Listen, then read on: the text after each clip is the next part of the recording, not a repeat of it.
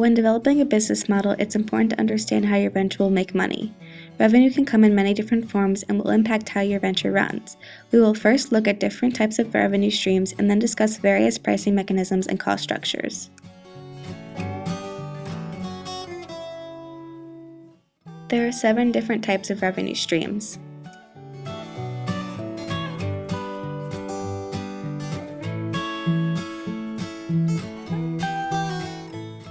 The first type of revenue stream is asset sale.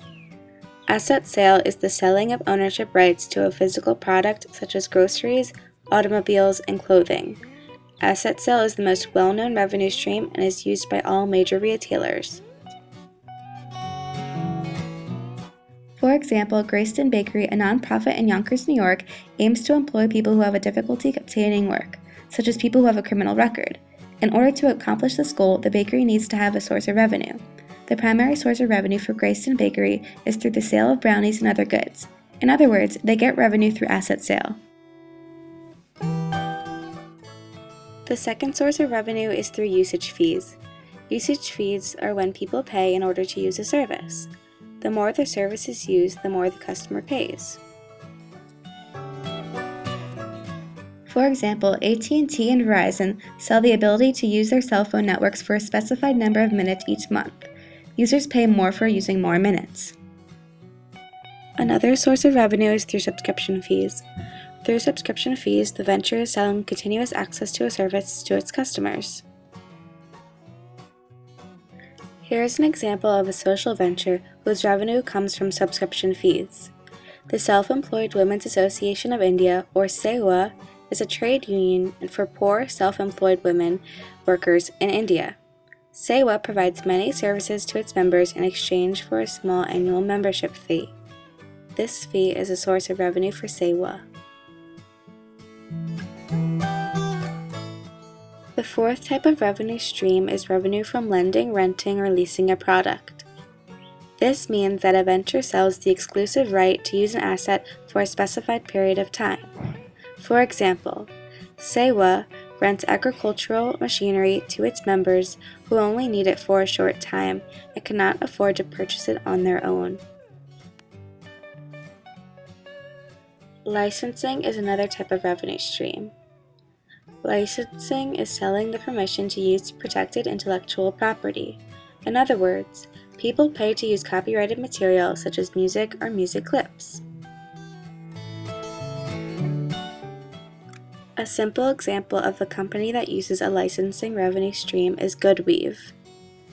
GoodWeave is an organization that works to end child labor in the carpet industry.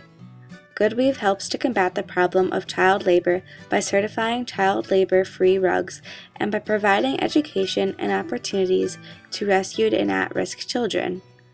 GoodWeave licenses its label to companies who prove that their rugs are not the product of child labor.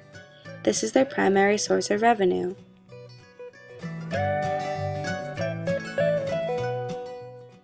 The sixth type of revenue stream is revenue from brokerage fees. This revenue is obtained through the sale of intermediation services between parties, usually for a percentage of each transaction. Let's consider an example. SquareUp is an electronic payment service provided by Square Inc. SquareUp allows users in the United States to accept credit cards through their mobile phones, either by swiping the card on the SquareUp device or by manually entering the details on the phone. SquareUp's revenue comes from the 2.75% fee for every credit card transaction they process. Finally, advertising, or selling the right to advertise a product, service, or brand, is another revenue stream. Now that we have covered the different types of revenue streams, we need to discuss how one might price their product or service. There are 2 different types of pricing mechanisms: fixed menu pricing and dynamic pricing. Fixed menu pricing is when prices are predefined based on static criteria such as included features, customer segments, or quantity purchased.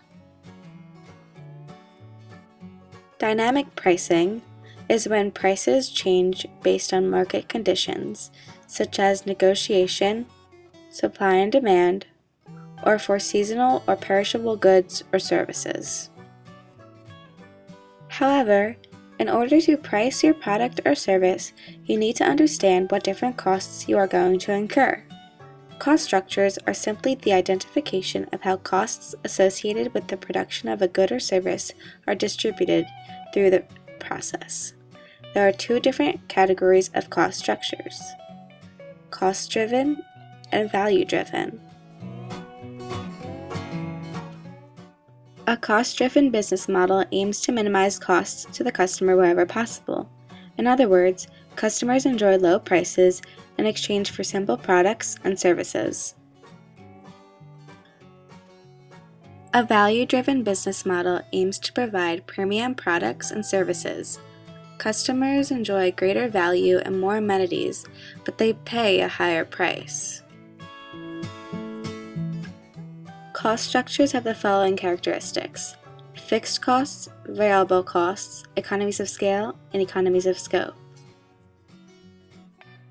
Fixed costs are costs that remain the same regardless of how much or how little of a product is produced or service is delivered. For example, people's salaries and utilities are fixed costs. Variable costs. Variable costs are costs that increase or decrease according to the volume of goods or services produced. For example, components for manufactured products may be priced based on how many components you are purchasing. Generally, if you buy a product in bulk, the price is cheaper per unit than only buying one unit at a time. Variable costs are those that are dependent upon how much is produced. Component parts and manufacturing are an example of this because you need to buy more of them in order to produce more of your product. This leads to economies of scale, which is when cost advantages are experienced as the output increases. On the other hand, cost advantages experienced as the scope of operations expand is called economies of scope. For example, as your venture grows, new facilities or staff may not be needed to add new operations. For example, accounting and marketing staff can support multiple products or activities. It's about using your resources most efficiently. One perspective is free as a business model. Here are 5 examples of ways in which free has been incorporated into business models. The question we want to ask is free really free? There are always costs, so how can someone receive something for nothing? In the Western world, the free business model can mean that the product or service is free to the end user. This can happen in the following 5 examples. Charity is where one party donates to another. Multi-sided platforms are when a company provides something for free to one customer segment by charging another customer segment. For example, Facebook is free to users, but only because people who want to advertise on Facebook must pay a fee. Another type of free is a freemium business model. This means that users get basic products or services at no cost, but they must pay for additional features and/or benefits. Think of Pandora Radio. You can listen to music for free with ads, or you can get rid of the ads by paying a fee. A product or service can also be free through an open source business model. This is particularly the case in software. Developers are volunteers and users are able to access the software for free. Finally, the bait and hook model, where the initial product or service is free or low cost but requires further purchases in the future, is another type of model.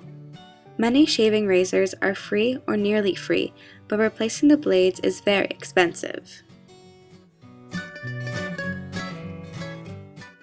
Now, what if we ask the same question but in a completely different context? How does the free business model apply in developing country contexts?